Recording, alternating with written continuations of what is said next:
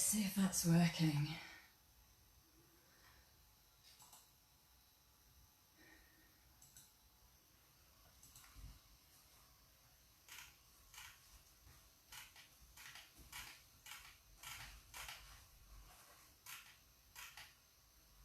Oh, I'm upside down.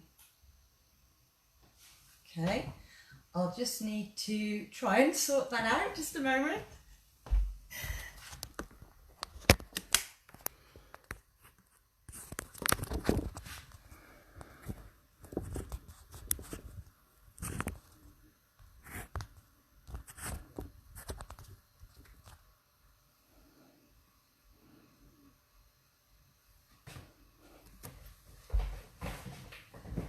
Right, hopefully that will be better now. I'm still the wrong way around on my laptop. I'm just going to wait for it to catch up.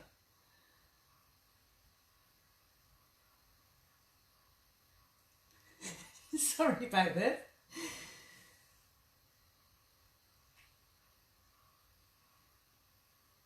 There we go. Seem to be okay now.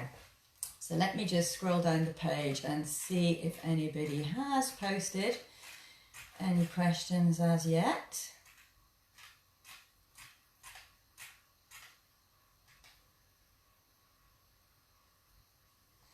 Right, so welcome to this further edition of live Q&As with APBC people. My name is Sara Davies and I'll be doing tonight's Q&A/presentation on puppies and puppy behaviour problems. I say /presentation because if no questions appear in the box, I will just talk about puppies for an hour. But it would be nice to know if anybody's listening. This is a very odd experience when you don't know if anybody's actually listening or whether the thing's even going out correctly, having never done one of these before. So if anybody is there live watching me, it would be nice if you typed a hello or something into the box so I know you're there. But failing that, I will just carry on and we'll see what happens. Let me just scroll up and down a little to see, because there's a couple of boxes on here I need to keep checking.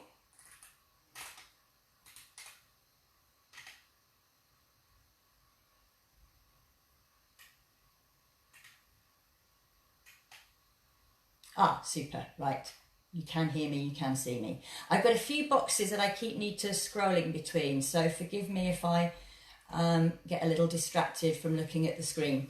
Yes, so puppies. I spend most of my time, and have done for the last 17 years or so, running puppy training and socialisation classes. I am a qualified vet. I was a vet for 9 years before I went into behaviour and training. And then when I first went into behaviour and training, I spent all my time doing animal behaviour counselling in mainly dogs and cats. And quite quickly became quite disheartened at how many problems were out there and thought, wouldn't it be nice if we could help these dogs in particular before they get to this stage? And the key to that really is educating puppies directly through puppy training and socialisation, but also their owners, because that not only then helps them with this current dog, but any dogs they may get from there on during their lifetime. So that's what I then switched to doing, was spending the bulk of my time doing that. A little bit of follow-on classes and one-to-one services for those puppies, including behaviour counselling, so they get that continuity of care throughout their lifetime. And that's where I'm at now. I run classes in 3 different venues over 4 nights of the week, plus some follow-on activities and then the behaviourals as well. So I'll just pause now and see if there's anything in the boxes. Oh, hi Jill, nice to see you. And Danielle and Jackie as well. So I am not alone, there are other people here, good. That's excellent. My mouse is rather noisy, so I apologise for the noise of it. I'll just keep it on the video one for now. So those that are live, is there anything in particular you would like to ask? Or shall I just blether generally about puppy problem prevention? I'll just give you a minute to see if there's anything anybody wants to type in.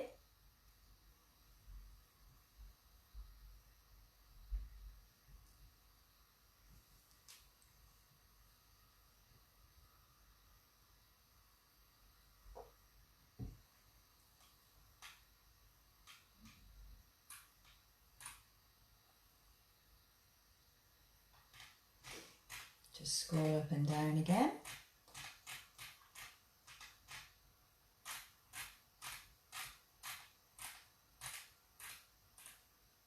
No specific questions have appeared as yet. So what I'll do is I'll start with what should be the priorities when somebody gets a new puppy. So the youngest that I generally see them in classes is about 9 weeks old, because they'll have been to a breeder, possibly rescue centre, pick the puppy up approximately 8 weeks, usually unvaccinated. My bare minimum is they've had their first jab at least a week before they first come. And then I see them then at 9 weeks old. The priorities for the owners, it's the whole shopping list. They haven't really got a priority. They want everything and they want it now. But some of those things that they want are time sensitive and some aren't. So we tend to prioritise obviously the time sensitive things. Oh, there's a couple of questions here. Right, let's go with the most important thing to do to create a resilient puppy to start with, because that goes with the top tips for preventing behaviour problems, which fits in with the priorities for puppy owners, because their number one priority above all else when that puppy comes home should be socialisation. Now they're somewhat hampered by their vaccination status of their puppy, but not entirely, because they can go out with it in their arms and do a ton of people socialisation. You get mobbed if you go out in the streets carrying a puppy. People can't wait to come over and say hello. That will get some sights and sounds done as well. And as soon as they're within, most pup trainers will take puppies within 7 days of the first jab. You can get them into puppy classes and get some puppy socialisation started as well. So even though maybe they can't yet go on the ground in a public place because of their vaccination status, you can start mixing them in controlled circumstances at puppy classes where the health and vaccination status is known, and with friends and families' dogs that you know are vaccinated, healthy and do like puppies. Socialisation has a time limit. It starts at 3 weeks old. There's not good agreement on where it ends. Anywhere between 12 and 18 weeks you'll get quoted. So the breeder actually has their hands on the puppy for a substantial proportion of the socialisation window. The owner hasn't therefore always got that long to get it finished.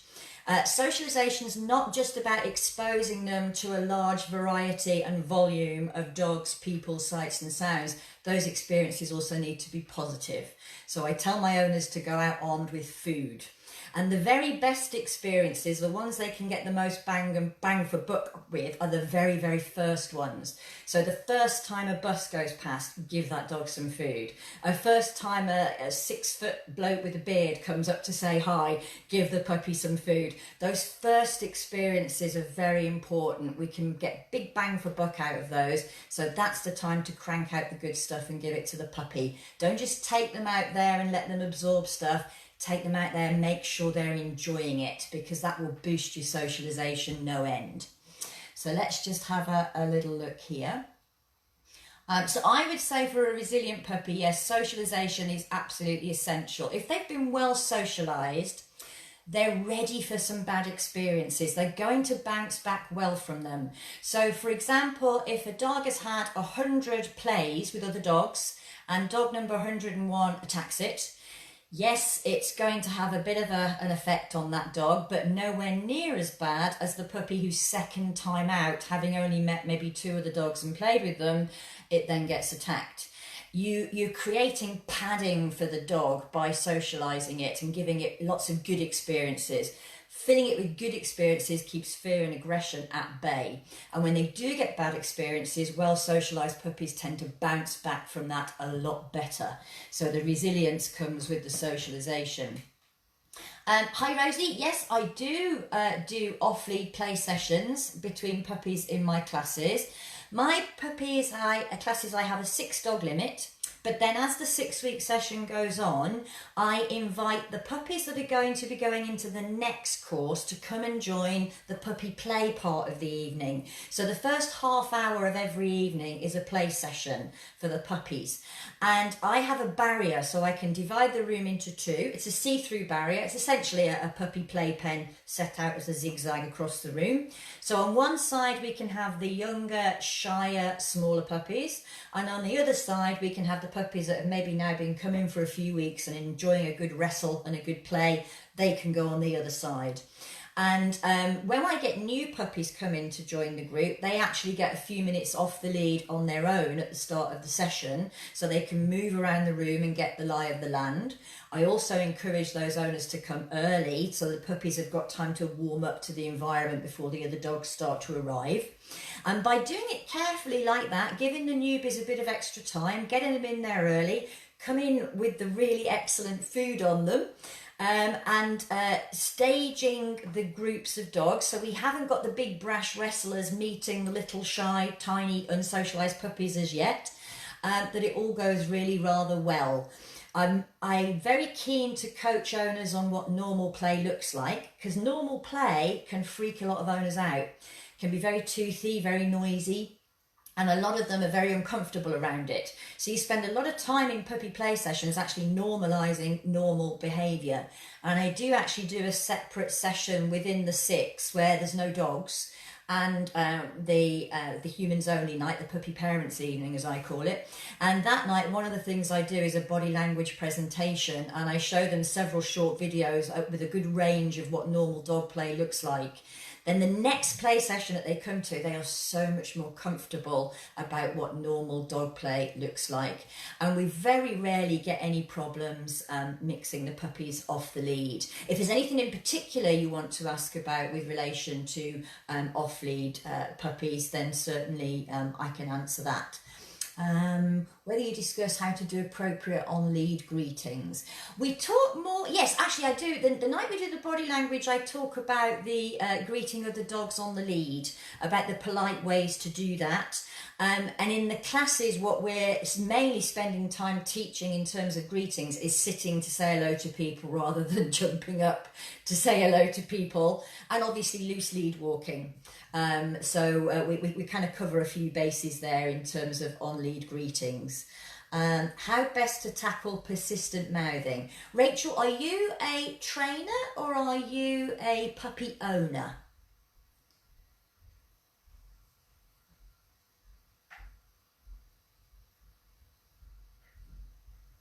See if Rachel still there can type me an answer.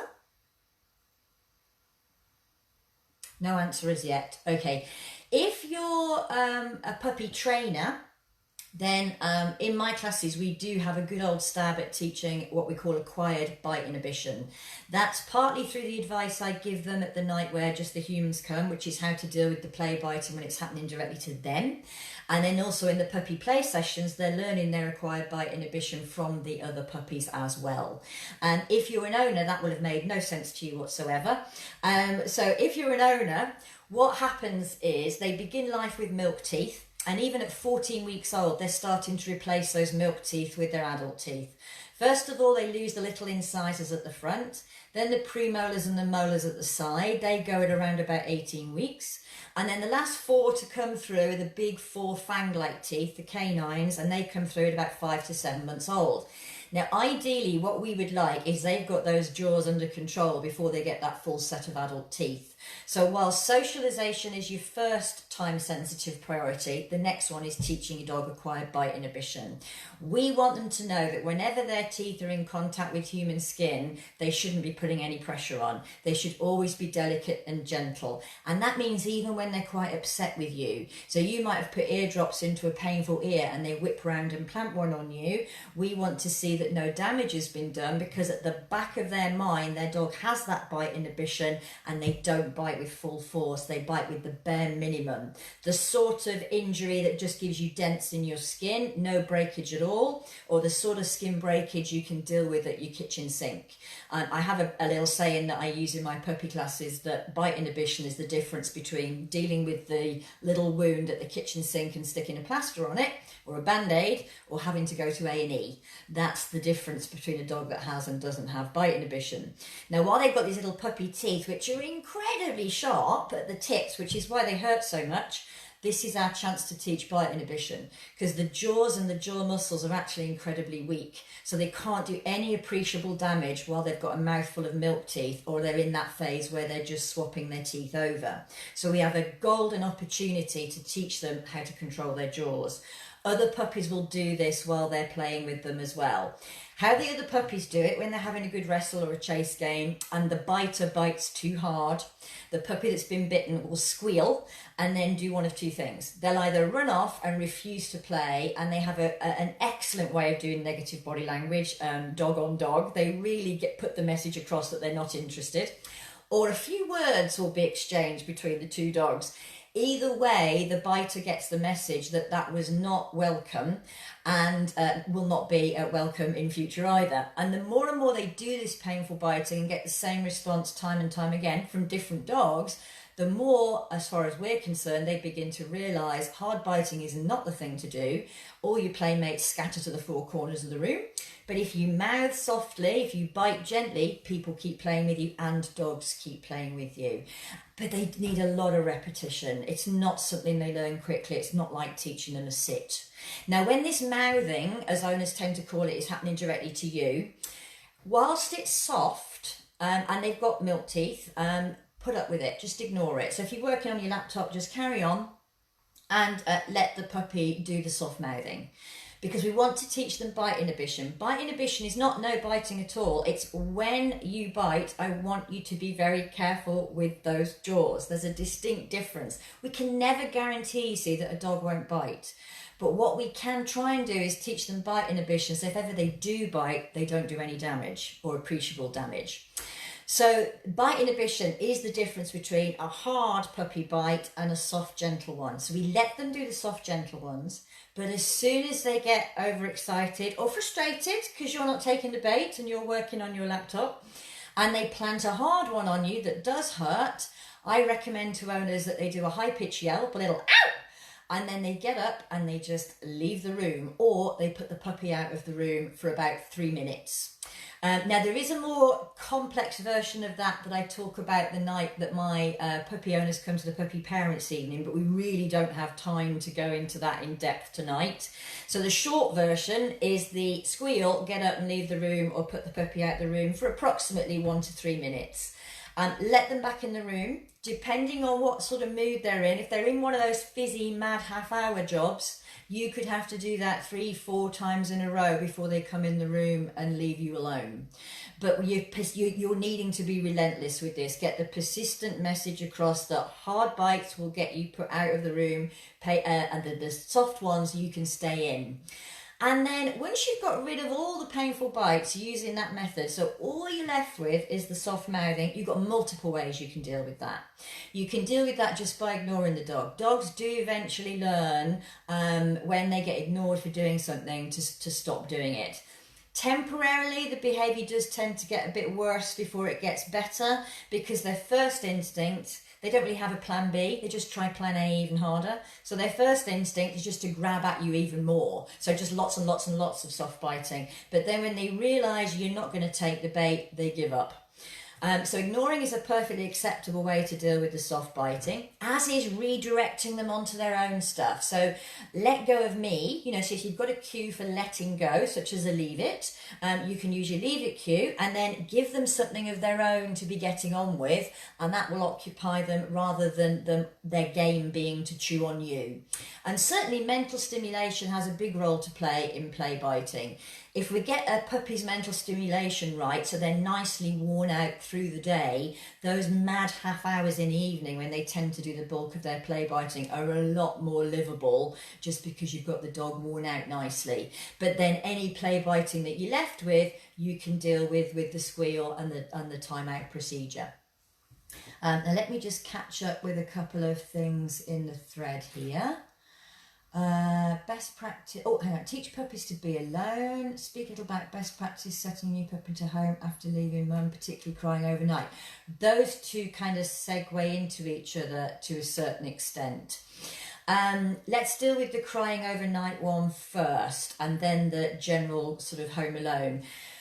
The crying overnight, there are two schools of thought on how to deal with this. So there is the start as you mean to go on. So if you've got a typical house where you sleep upstairs, dog's going to sleep downstairs in the kitchen, the typical scenario, The first method is you put the dog in the kitchen and you let it cry all night and you pay no attention to it whatsoever. You buy yourself a pair of earplugs and you try to get to sleep every night through the crying. And eventually they'll give up and they'll learn to just sleep on their own in the kitchen.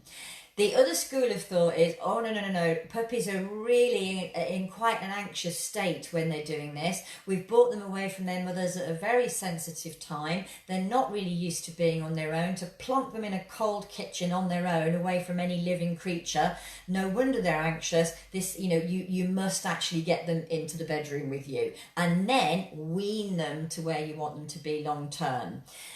I'm a fan of getting the dog in the bedroom because the fastest way to make sure you get a decent night's sleep is to get that dog in the bedroom. There is nothing worse than having a bad night's sleep. Now that may mean crated so that he can't leap up onto the bed, of course. So I recommend to owners when they ring me after having had 2 or 3 nights with no sleep, get the puppy's crate up to the head end of your bed. And then you'll find you'll have a blissful night's sleep. Other than, of course, they may wake up and start crying because they need a pee. But then you'll know the difference between them waking up and crying just because they're anxious because they're on their own and needing a pee. And if they're down in the kitchen crying all night, you don't know whether that's general anxiety from being on their own or they need a pee. So you can go you go downstairs to a right mess in the morning. If they're by your bed, up at the head end of the bed in the crate, I find they whinge for a few minutes. Just ignore that, just read a book, read a magazine, do some texting on your phone or something. And then when that dies down, you'll be able to go to sleep. You usually get to sleep for a few hours, then they'll do a little bit of crying, you know they need a pee, up you get, take them out for the pee, recrate them, they're usually good for the rest of the night. What I then recommend to owners to do is once you've had a week, say, of peaceful night sleeps, apart from having to get up to take them out to the loo, you gradually move the crate to where you want it to be. You wean the dog out of the bedroom, onto the landing, down to the bottom of the stairs and into the kitchen. What a lot of owners end up doing, because they're adamant they don't want the dog in the bedroom, is they end up sleeping in the living room with the dog, and then they've got to do the opposite process, which is wean themselves back up into the bedroom. So I think it makes much more sense to start with the puppy in the bedroom and wean the puppy away from you. But it does make a crate essential, because that's the only way of containing the dog and moving them away without them keep coming back into the bedroom and jump on the bed. If people are adamant they do not want the dog in the bedroom, they do not want to have the crate in the bedroom, despite the fact you've told them it's a finite period of time and they will be able to wean the dog out, it's not a big deal, they're still adamant, then I recommend, if they're going to have the dog in the final destination, as it were, in the kitchen, that they get themselves some Adaptil. So Adaptil is spelled adapt with an IL on the end, and it's the dog pheromone product. So it's a man-made version of a pheromone that bitches release when they're lactating, and it confers a feeling of safety and comfort onto puppies. It is particularly ideal for this situation. When the problem is within the house itself, it wouldn't really, as this would be, it wouldn't really matter whether you bought the diffuser version, which looks like one of those plug-in air fresheners, or you had the collar version of the Adaptil. If you do get the collar version, the collars do need to be fitted quite snugly. They mustn't be hanging around the dog's neck like a normal collar might, because it's the dog's skin that's going to heat up the collar and then get the pheromone released. So without that closeness to the skin, you won't get the heating effect. So owners do need to fit them nice and snugly. They're very comfortable for the dog. They're very soft plastic. They won't dig in. And then that's pumping pheromone out all the time, as is the diffuser version, only that's coming from the little gadget you've got plugged into the wall. I like to, if I can, plug them down at skirting board level as close to where the dog sleeps as possible, certainly in the room where they are sleeping, but the diffusers will get more or less throughout the house anyway. Beauty of the collar is, of course, it goes wherever the dog goes. So if you're having problems socialising a puppy, it's a bit on the shy side, and you've got overnight sleep issues, the collar is brilliant because it'll help you with both issues. It'll give the dog that feeling of safety and comfort, kick the socialisation in the right direction, no end, and help you with the nighttime problem. So if I can persuade people to get the dog in the bedroom, that is what I do, and then you do the weaning off process. And I'm always available on the phone every morning if owners need to ring me during the course to ask questions about stuff like this. But if they're adamant the dog's got to be in the kitchen and not in the bedroom, then I say, okay, let's go put them in the kitchen, but for goodness sake, use Adaptil at the same time, because I hope at least that's going to ease some of the puppy's distress. And then in terms of the at home alone in general, that's usually what I then next get asked about by owners, because obviously their first priority is getting a decent night's sleep, and then it's the home alone. Again, if they're crate training, this is somewhat easier, because what I suggest they do is start that separation first of all within the house itself. I usually find some puppies will come already kind of, this is already ready to go. They're already, as it were, primed, and it's no problem for the owner at all to have the dog separated from them. Other puppies are really hard work. I suspect this may be to do with something breeders either are or aren't doing. Maybe this is something we need more research on, what breeders could be doing to prevent separation issues. But what I suggest they do is they start with separation within the house itself. So can the dog be crated in the same room as you and not be anxious? So not be vocalising, peeing, pooing, and or being destructive in the crate. If that is successful, can the dog be in a different room to you with the door open? Can the dog be in that room with the door shut? At that point, of course, you could dispense with the crate. So I suggest they work on that before they even think about working on leaving the house completely.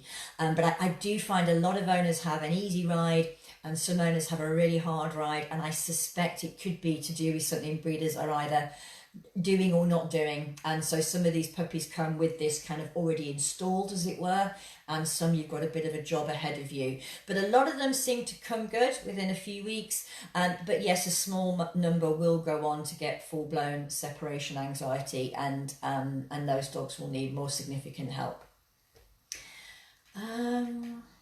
Let's have a look. I'm just going to scroll down to check nothing's been written in the previous boxes. Won't be a moment. No, so I'll keep with the box with the video in it.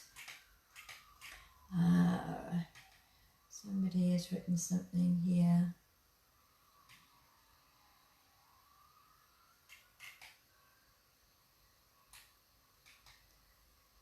Have I missed something somewhere? Because I see Rosie's written a reply to somebody about aggression issues, but I didn't see that comment, so I think I may have missed that one.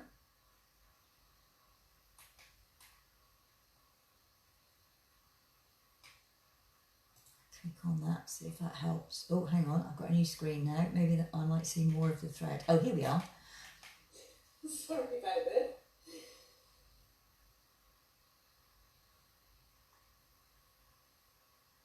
Going out correctly, having never done one of these before. So if anybody is there live watching me, it would be nice if you typed a hello or something into the box so I know you.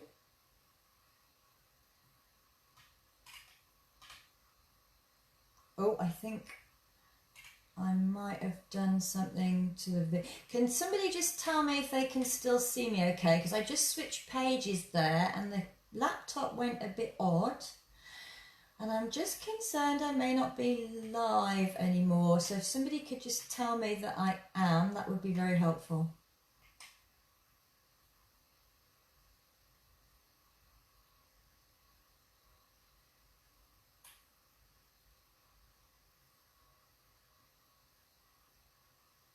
Oh, good. Thank goodness, Sally. Yeah, I switched onto a different bit of the page and it looked really odd, and I thought I might have lost you all. Right, Rosie's written something here extra to her first one, so let me just see what that says. Let's have a look.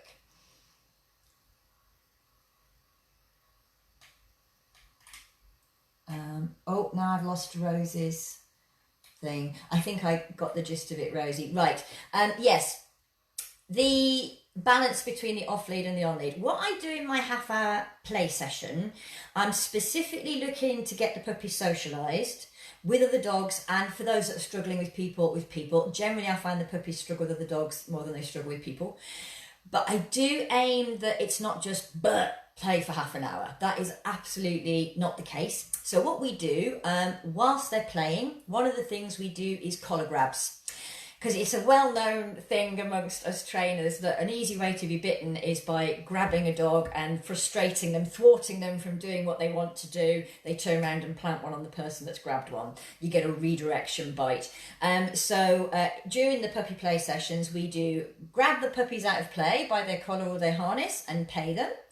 Later on, as the puppy sessions go on, because they'll do 5 in a course, then that will be collar grab, sit and be paid, and they all have to do that before they go back to play. We do body handling exercises during the play, so we'll do a collar grab them out, do some body handling exercises, send them off. The week that I'm going to introduce sitting to say hello in the classes, I actually kick it off in the play session. So I get people to say, that particular week, I say, now when the dogs come up to you to say hello, I want you to get them to sit before you greet them and give them their little tidbit. And so the play is not, the dogs enjoy the play. It's they're well into it once they enjoy their wrestling, but it's not like it's a mad, out of control, frenzied half-hour play. There is some nice frenzied normal dog play in there, but they're getting constantly interrupted and having little tasks to do, so that the owners can see that they can do that they can actually grab their dog out of play and get its attention and get it to sit and do X, Y, Z. And so it's not kind of out of control, that there's always a certain lid on the play, if you like. In terms of how intense I let the play get, we do a thing called consent tests. So if we see 2 dogs playing and we think one might be being a bit too rough for the other, you get hold of the dog you think is being a bit too rough, usually by the collar or harness, whatever they've got available. You pull them a couple of feet away from usually the underneath puppy in a wrestling match, which allows that underneath puppy to vote with their feet. And what they'll then often do is, if they were finding it too much, they will jump to their feet and run off and pick a different playmate. And then you redirect this dog you've got hold of to play with somebody else you think might be more suitable, to give that little puppy a break for a little bit longer. They are almost certainly going to come back and play with each other in a couple of minutes, but that little puppy needs a break for now. Other times, you'll look at what to us might seem like quite a rough play session. You'll haul the one puppy off the other, and that puppy immediately comes back for more. It's like they're Velcroed together, they don't want to be parted. So I sometimes think it's us humans that have the problem with intensity of play, as opposed to the dogs. I've got a lot more comfortable with dog play over the years, the more and more I've done of it. And I haven't found a problem really doing this with very young puppies at getting their brains to switch from play to training, because then we're doing that in the play session. We're collar grabbing, we're getting them to sit, we're paying them, we're sending them off, we're doing handling exercises, we're doing sits to say hello with the people, we do a bit of recall practice. So they get used to the play being interspersed with the training. I then find that when we start the lesson part of the evening and they're on the lead, we don't have any issues with them being frustrated and so on the end of the lead, because they've got their dog play out of their system. If they arrive at a play session, at a training lesson, and they're given no time to play first, they're just expected to train immediately, you're going to see a lot of on-leash frustration with the dogs, because all they really want to do is greet each other and they're not able to do so. So if you do a play session first, you get a lot of that frustration out of them, because they're kind of saturated with other dogs by that point. Mine go out for a little toilet break, they come back in for their training lesson, and they're like, okay, finish with the play now, where's my food? But even despite that, we've been doing bits of training in the play sessions. So I haven't found a big problem with the fact that the play doesn't create issues for me, the play resolves issues for me, as opposed to creating them. And I know not all people do play sessions in their puppy classes, but if you've got the little tiny puppies with the milk teeth, so they can't do any significant damage to each other, I would encourage people to get more comfortable with what normal dog play looks like and do some. And by all means, split that play up. Don't necessarily do a dedicated half hour like I do. You might want to intersperse a few minutes of off-lead play in amongst the training that you do in classes to sort of, get yourself comfortable with it. You don't have to do a big whacking half-hour session like I do, but the owners absolutely love it. Once they know that what they're looking at is totally normal and you've done all that coaching with them, I also coach them into doing their own consent tests. So they're well versed in hauling their dog off another dog to see if the dog underneath is coping okay. The owners just love it. So I kind of feel sorry for puppies that don't get play sessions, and for their owners, because they'd all enjoy it if they could have them. There is another thing that I like to encourage owners to do fairly early on. Not that it's particularly time sensitive, but I think for their own sanity they need to, which is toilet training, house training. This time of year is awful for toilet training. When we get this wet, dark, cold, it's starting to get colder now, weather, they don't want to be out there, you don't want to be out there. So the number of inquiries you get about toilet training in puppy classes definitely peaks. It definitely goes up at this time of year. And certainly within rescue centres, I think toilet training is a big reason for dogs to be rehomed, that owners haven't managed to get the dog toilet trained. So it's something that, although it's not time sensitive, I think it's something we should encourage owners to tackle early and get on top of early, and be prepared to answer the same questions kind of over and over again, because they're usually asking the standard stuff. They don't necessarily get the message the first time you tell them. You have to say things over and over again until they're saying it back to you, and then you know you've got the owner, and they will go away and they will do what you've asked them to do. So to be a puppy, a trainer, dog trainer, behaviour counsellor, you have to have a very healthy appetite for repetition, because you're going to find yourself saying the same things to the same owners over and over again until they get it and they start doing it. That if you don't have a good appetite for repetition with people, training dogs is maybe not the career for you. Trainers have a very healthy appetite for repetition with dogs. That's how we get them to learn. We need to culture that with the owners too. So no matter how many times you've heard the same question about toilet training that day, you still need to, with a cheerful face, go ahead and answer it to help that person, because it could save that dog's life. That could be a dog that might have gone into rescue and could have ended up being put to sleep because it couldn't be rehomed. And simple toilet training might solve its issues and keep it in its first home. Let me just scroll through and see if there's anything that's come up.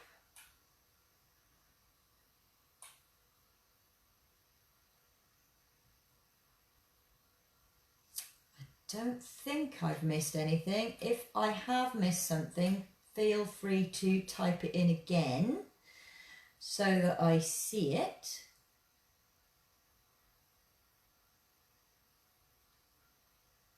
One thing that might be of interest to any of you that are trainers that are watching, I give my puppy owners a questionnaire to fill in before they come to their first lesson. And on the bottom of it, the last thing is list at least 3 things that you would like to teach the dog in the next 6 weeks, or have advice on in the next 6 weeks. And then I make sure that if what they write there isn't within the content of the course, that I take them aside at some point during the class and speak to them about those particular things they've written. The top things consistently, so I've actually pulled this up so I'd have this ready to go. The top 3 things, head and shoulders above, well, the top 2, head and shoulders above everything else: recall, loose lead walking. So although we as trainers know that our big priority is preventing fear and aggression and keeping these dogs out of shelters and keeping them alive, the owner's big priority, recall and loose lead walking. The next 2 big priorities for them after that, the next 2 things they desperately want to tackle in the next 6 weeks, it's jumping up and play biting. And then there's a big drop off then, and then we come down to things like socialization, house training, and general obedience, home alone issues, things like that.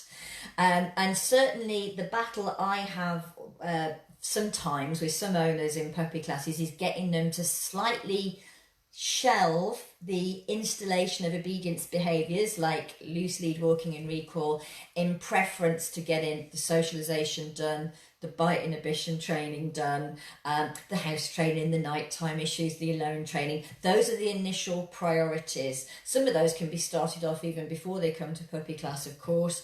And that's when I have puppies come into the play sessions before they're going to go into the training lessons. I have that nice cushion of time where I can get them to focus on those priorities. And then when they come into training lessons, the focus can shift onto the installation of obedience behaviours. But there's so much more to raising an emotionally healthy puppy than installing obedience behaviours like recall. We trainers know that, but we need to impart that to owners. The whole of socialisation, the whole thing is one massive anti-fear and aggression exercise. Body handling, incredibly important, that puppies get body handling done with them and get to like it. Not just that they get handled and have to put up with it, they get handled and it leads to food. You know, food is the key. Food is just so powerful with puppies, it's untrue. And I don't know if many of you use a dactyl a lot, but I use a dactyl collars a lot with nervous puppies that come to classes with great success, I have to say. Some of them I've seen become almost different dogs within 24 hours of an adaptable collar going on. Others, it hasn't been quite such a dramatic transformation, but it's definitely nudged things in the right direction and got the ball rolling, so the owner feels like they're making some progress with the puppy socialisation when they're out on walks. So a little plug for Adaptal there. My favourite book to get people to buy if they're looking to get a book for raising a puppy is this one here, which if you're an owner will be new to you, very possibly. If you're a trainer it won't be. This is my favourite How to Raise a Puppy book, Life Skills for Puppies by Helen Zulch and Daniel Mills. And I'm also very fond of recommending this one for people that struggle with mental stimulation for dogs. What can I do to wear my dog out? Claire Arrowsmith's lovely book, Brain Games. A really excellent book for mental stimulation for dogs. And if any of you watching are trainers and you are a little bit squeamish about dog play, but you'd like to, think about doing more play, incorporating more play into your classes, I cannot recommend this book highly enough. I'm not sure if I'm saying the woman's name correctly. Mechthild Kaufer, Canine Play Behaviour, The Science of Dogs at Play. It's the only dog book I have ever read with a smile on my face the entire time I read it, because it's all about play. It's not about aggression and nasty things like that. It's about play. It's just such a lovely read with some great photos, and it'll get you nice and conversant with what dogs do when they play, and hopefully encourage you to do some play within classes. Obviously video is an excellent way to get yourself familiar with dog play as well. There's some good YouTube videos and things for dog play, and I could perhaps put you a few links for those onto the Facebook page of places you can go to get yourself a bit more comfortable with dog play, because we all have biases about dog play in terms of whether we think it's too intense. Just because we think it's too intense doesn't mean it is too intense. The dogs are consenting to it. It's obviously all right with them. It may be us that have the problem with the play as opposed to the dogs. So yes, I'm very keen on getting the puppy play done. Oh, adaptable collars with older dogs, Louise. I haven't found them to be terribly successful with older dogs, I have to say. They're in the category of can't hurt, might help, really, I would say. Certainly can't do anything terrible to the dog. It could just be that you buy it and it does nothing. Could help, but I haven't found them awfully successful with adult dogs. Puppies though, the under 5-month-old, where you're looking to boost socialization and help them with being home alone and nighttime training, incredibly helpful for them. But certainly in the can't hurt, might help category. And if you've got a behaviourist locally that you can see, or ask your vet to recommend one that you could be referred to see, they should be able to help you out with a fear aggression problem. Fear aggression, honestly, is the bread and butter of what behaviourists work with. They wouldn't be able to pay their mortgages if it weren't for fear and aggression, quite frankly. And fear and aggression is what puppy classes are all about preventing. But yes, every behaviourist is going to be okay to deal with that. So by all means, have a look, have a word with your vet, get a referral to a decent behaviourist in the area. Remember, it is a little bit of the Wild West out there at the moment in terms of getting behaviourists. There's no regulation. Anybody can call themselves a behaviourist, so it's buyer beware. Hence, you're best to go to your vet and get a recommendation locally, or look to see if somebody from a reputable national organisation like the APBC, the ABTC, is in your local area. Anything else on there that I've missed?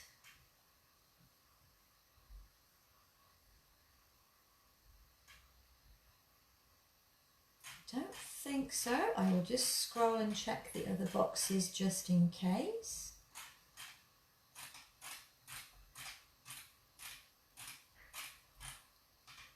Not that I can see.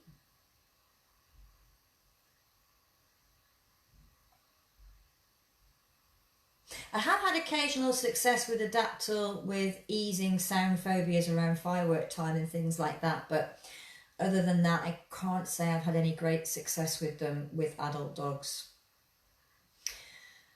Usually if I do recommend an Adaptil collar, and this is even though I do 2 of my 4 nights a week running puppy classes are in a veterinary surgery, I tell the owners to go to Google and just Google them and buy them online. Online, they're about half the price of buying it through a veterinary practice, I have to say. So even though I do them in the vets, I tell them to Google them and buy them online. Amazon Prime do them very reasonably. So buy them from there. I guess if you want it really, really quickly, buy it over the counter at the vets or in a pet shop and take the hit. But if you can wait 24 hours for it, get it online. I think this might be us drawing to a natural end. Just before we do finish, I will introduce you to my dog Rita. So hang on one moment. Come here, Reedy. Come say hi. So here's my little light of my life, little Rita here. Rita's a half Chihuahua, quarter Border Terrier, quarter Toy Poodle. I like to think the Poodle is in charge of her brain, but the Terrier is very definitely in charge of her attitude. Yes, she's got a good few Terrier traits to her. Yes, Sally, you'll be able to refer back to this session. Hopefully it records, it auto records, I think, this, and then loads itself up to the website. So I guess later this evening, the other admin who's on here may know more about that than me. It should be available to play back and you can review. And I'll keep checking it for a couple of days as well in case anybody wants to add any further queries, and then I'll just type in answers to those.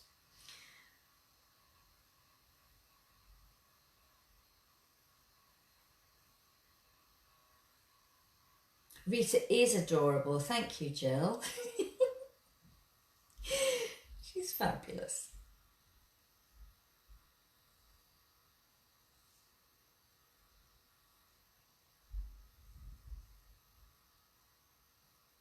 Okay, everybody, if I'll just give it another 60 seconds or so to see if there's another question, and then if not, we will wind up for the evening.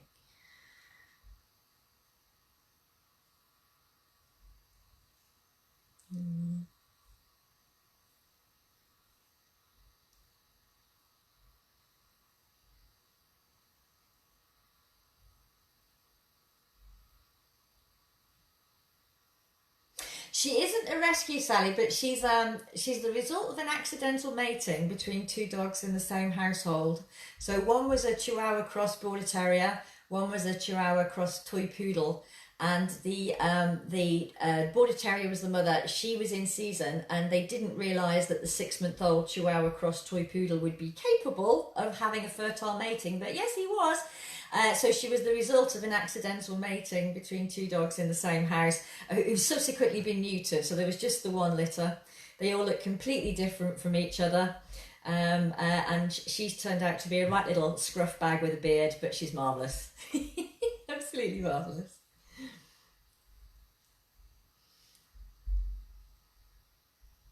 I'll say good night then, people, and yes, by all means, have a look at the recording, and then I'll keep checking the page for a couple of days, and if there's any other questions, feel free to type them in and I'll answer them in text form. Thanks very much.